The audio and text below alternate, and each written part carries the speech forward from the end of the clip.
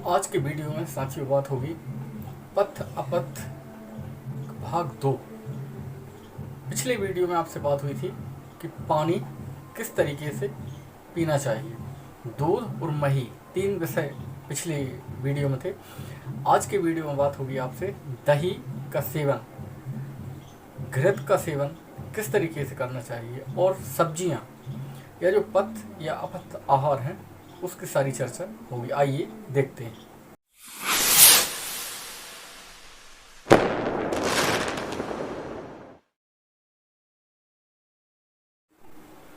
नमस्कार साथियों, मैं राकेश सिंह बक्सी आपका एक बार फिर स्वागत करता हूं अपने YouTube चैनल राकेश सिंह बक्सी पर।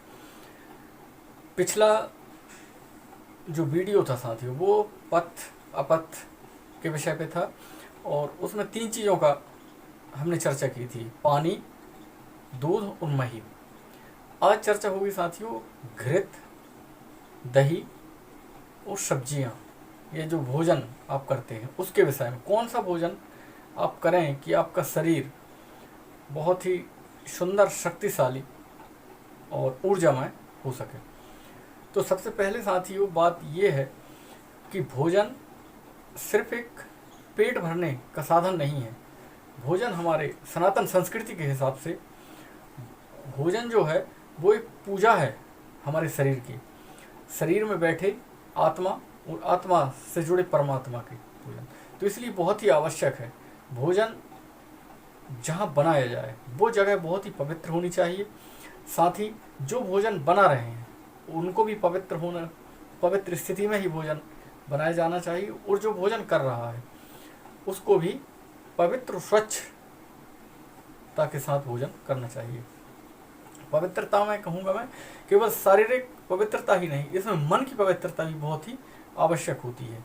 मन में यदि आपके क्रोध है, दुख है, चिंता है, कुंठा है, पीड़ा है या किसी चीज़ को लेके आप उदास हैं तो उस स्थिति में भोजन नहीं बनाना चाहिए। भोजन बनाते समय बहुत ही प्रसन्न, ऊर्जामय, सकारात्मक और अच्छी भावना को लेके कि हम जो भोजन बना रहे हैं वह करने वाले के शरीर को पोषण प्रदान करेगा, शक्ति, साहस और ऊर्जा प्रदान करेगा, तब वो भोजन बहुत ही अच्छी स्थिति में बनता है। अब यही स्थिति करने वाले की भी जब भोजन करे तो बहुत ही शांतिपूर्ण तरीके से, बहुत ही धैर्य के साथ, प्रसन्न चित्त होकर भोजन करे। उस समय सिर्फ भोजन ही करे, दूसरी किसी भी बात का मन में चिंतन या विचार नहीं होना चाहिए।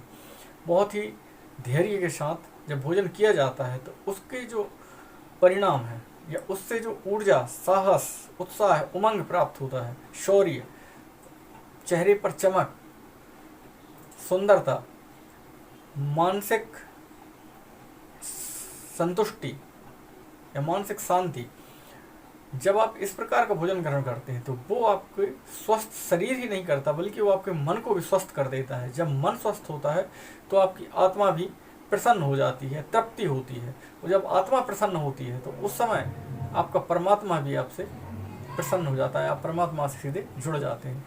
तो इसलिए भोजन को सिर्फ क्षुधा तृप्ति या भूख मिटाने का साधन ना समझ के इसको एक पूरा पूजा कहना चाहिए। तो इसमें निश्चित तौर पर जब आप पूजा करते हैं आप तो बहुत ही सात्विक वस्तुओं का या सात्विक पदार्थों का सेवन करना चाहिए। अतिसार या दस्त या संग्रहणी जैसी कोई समस्या हो तो उसमें भी ये बहुत ही पथ आहार है। यदि किसी को अतिसार या दस्त हो रहे हो तो उस समय चावल के साथ यदि दही दे दिया जाए 3-4 बार तो आप ये मान के चलें कि कोई दवा ना भी दी जाए तो उससे आराम मिल जाता है। पर दस्त या अतिसार भी कई किस्म के होते हैं, तो ये समझने वाली बात है। यदि आपको गर्मी की वजह से या पेट की खराबी की वजह से तो उस समय दही और चावल आपको फ़ायदा करेगा। पर दही के साथ चावल का जो पथ है ये बहुत ही अच्छा काम करता है। और दही ये साथियों 3-4 प्रकार से हम इसको खा सकते हैं। जैसे मीठा दही, तो ये बहुत ही शक्ति उत्पन्न करने वाला और सुपाच्य होता है, बहुत ही जल्दी ये पचने वाला होता है। जिन लोगों को गर्मी अधिक रहती हो, पित्त की वृद्धि रहती हो, उनको मीठा दही खाना चाहिए।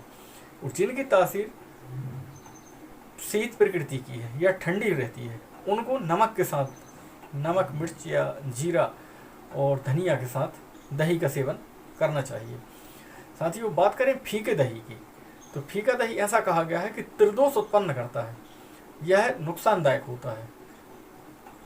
तीसरे प्रकार का हुआ फीका दही, जिसमें ना नमक डाला जाता है ना ही शक्कर डाली जाती है, वो फीका दही कहलाता है और ये नुकसानदायक होता है। चौथे प्रकार का जो दही है साथियों, वो हम कहेंगे आपसे खट्टा दही। यदि बहुत अधिक पुराना दही हो जाता है तो वो खट्टा हो जाता है। वो खट्टे दही को खाने से कफ की उत्पत्ति होती है और ये थोड़ा सा गरिष्ठ भी हो जाता है। तो इसलिए दही ज़्यादा खट्टा ना हो पाए उससे पहले ही उसका हमको उपयोग कर लेना चाहिए। ऐसा भी कहा गया है जिन लोगों को आधा सिर दर्द यानी कि आधा सिर दर्द होता है, उनको 3-4 दिन दोपहर में दही चावल खिला दिया जाए तो आधा सीसी का जो सिर दर्द होता है उससे उनको निजात मिल जाती है, उनको लाभ हो जाता है। अतिसार के लिए बहुत ही अच्छा प्रयोग है इसमें संग्रहणी कपाट रस के साथ यदि दही, जिन लोगों को बार बार एलर्जेटिक तरीके से दस्त लग जाया करते हैं या कुछ खान पान गड़बड़ी से, तो उन लोगों को संग्रहणी कपाट रस या ग्रहणी कपाट रस, ये 2 प्रकार के आते हैं, इनको दही के साथ खिलाया जाए तो बहुत जल्द आराम हो जाता है और ये बार बार जो अतिसार की स्थिति होती है ये नहीं बनने पाती है। कई बार भयंकर पेचिश हो जाया करती तो उस समय भी ये प्रयोग किया जा सकता है। और इसमें बेल का मुरब्बा और ईशब घोल की भूसी साथ में खिलाई जाए तो ये बरसों पुरानी पेचिश को भी ये ठीक कर देता है। साथियों, दही का सेवन कभी भी रात्रि में नहीं करना चाहिए हमको। और ऐसा भी कहा गया कि कार्तिक के महीने में, भादों और कार्तिक में, या ये भी बोल सकते हैं कि वर्षा ऋतु में कम ही इन चीज़ों का सेवन करना चाहिए।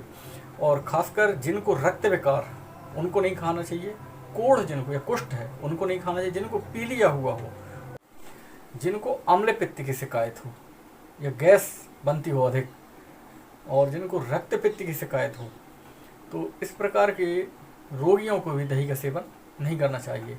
जिनकी अस्थि भंग हुई हो, जिनको सिफिलिस या सुजा उपदंश या गोनोरिया और सुजाक जिनको हुआ हो, उनको भी ये दही का सेवन नहीं करना चाहिए। साथियों, इसमें प्रमेय है, मूत्राघात है, जिनको मूत्रकृच्छ संबंधी बीमारी है, उनको भी दही का सेवन नहीं करना चाहिए।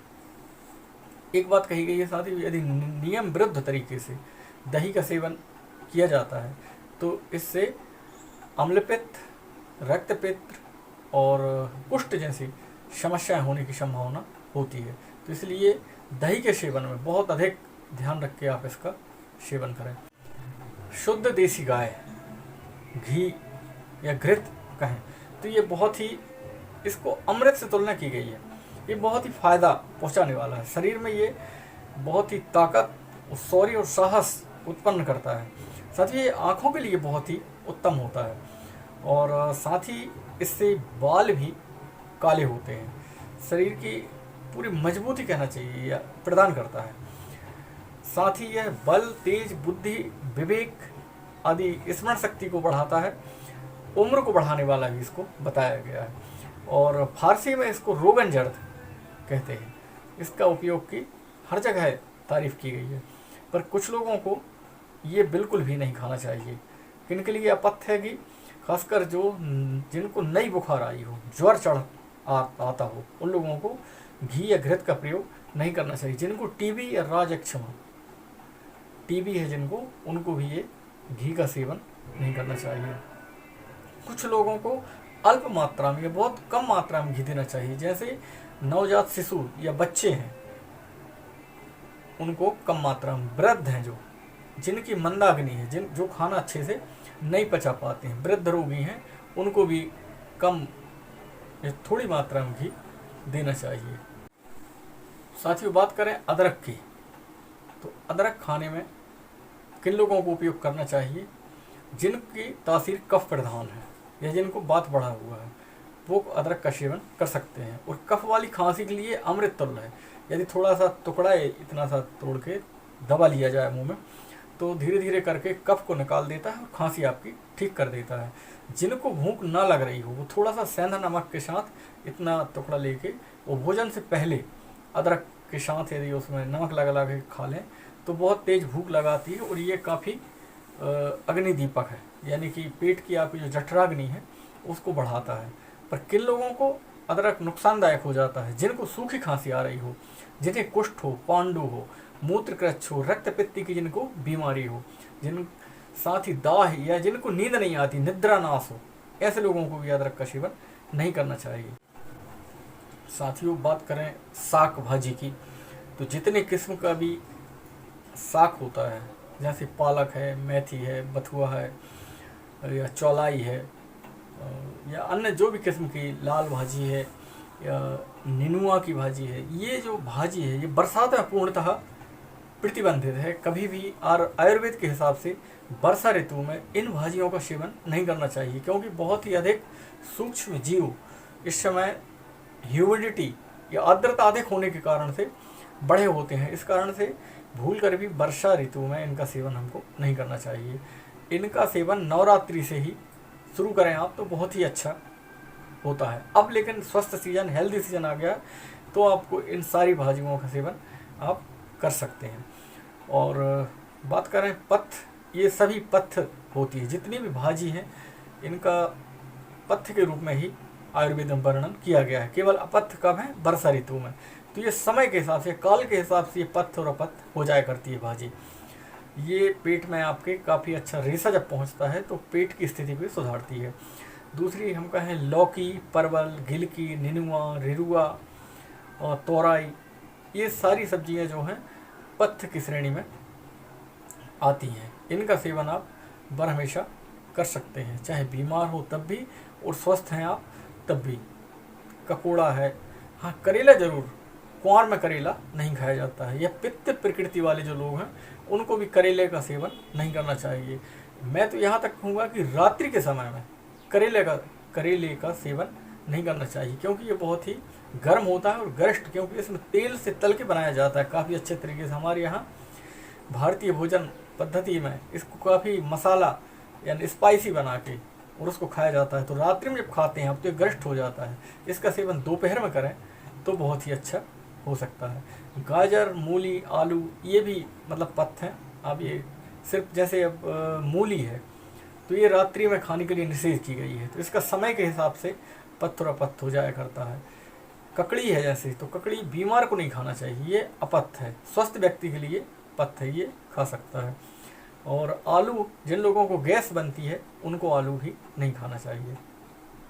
तो भोजन में ये बात बहुत ही अच्छे से आप याद रखें कि 40% फाइबर आपके भोजन में सम्मिलित होना चाहिए। जो भी आप भोजन कर रहे हैं उसमें लगभग 40% सब्जियां हैं, हरी सब्जी हैं, फल हैं, फ्रूट्स हैं, या दलहन मतलब दाल वगैरह हो, तब भी आपका भोजन संतुलित कहलाएगा। तो साथियों, आज ये पथ्य अपथ्य का भाग 2 इधर समाप्त होता है। आज आपसे लेता हूँ विदा। नमस्कार।